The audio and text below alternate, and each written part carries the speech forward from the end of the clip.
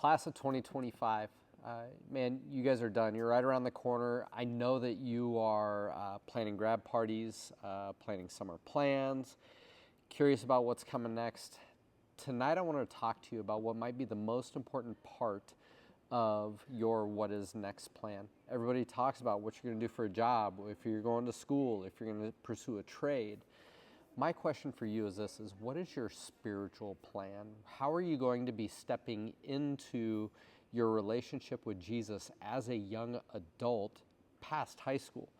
Up to this point, you've had our coaches right next to you. You've had youth ministers next to you, like maybe parents dropped you off. But all of that is getting ready to change. And if you just let it happen, Scripture says this. It says that plans fail for the lack of wise counsel. And so if you've never taken time to look into what you're going to be doing next and allow wise people to speak into that, God's saying, man, those plans may go nowhere.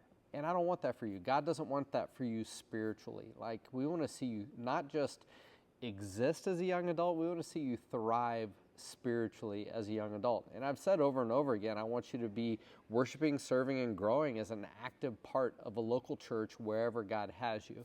And it may be in a different town, a different state, a different country, or because I'm selfish, I would love it if everybody would just return back to Grand Island. You know, it's the greatest place on earth. But the reality is you're an ascending part of your life, and I want you to have a plan for the spiritual part of what is next. And so this part of what we're wanting you to wrap up with your senior sessions is just that. It's making a plan. What are your first steps going to be? If you were at some of those senior sessions, you remember those CSF students talking about how important the first few weeks of being on campus is. And if you're staying here in Grand Island, how important it will be to find the right types of community to step into immediately. And so who are the people that you're going to connect with? Who are the wise older people you're going to invite in to what your plan is? Where do you plan on going to church? Where do you plan on finding community? How are you planning on pursuing your relationship with Jesus afterwards? Campus ministry could be a part of that. Revive at Third City could be a part of that.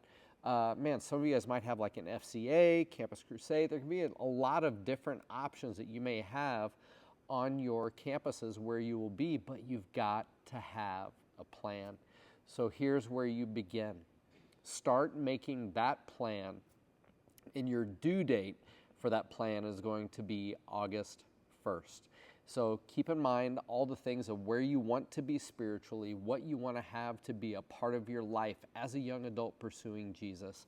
Put it down on paper. It's important that you write it down and you read it. And we're going to want to have those due by August 1st. We'll be reaching out to you to do something unique and special towards the end of the summer. So have a great night tonight, your last night in your life house. Man, hug your hosts, would you? And if they're not a hugger, give Craig a high five. All right, we'll talk to you guys soon.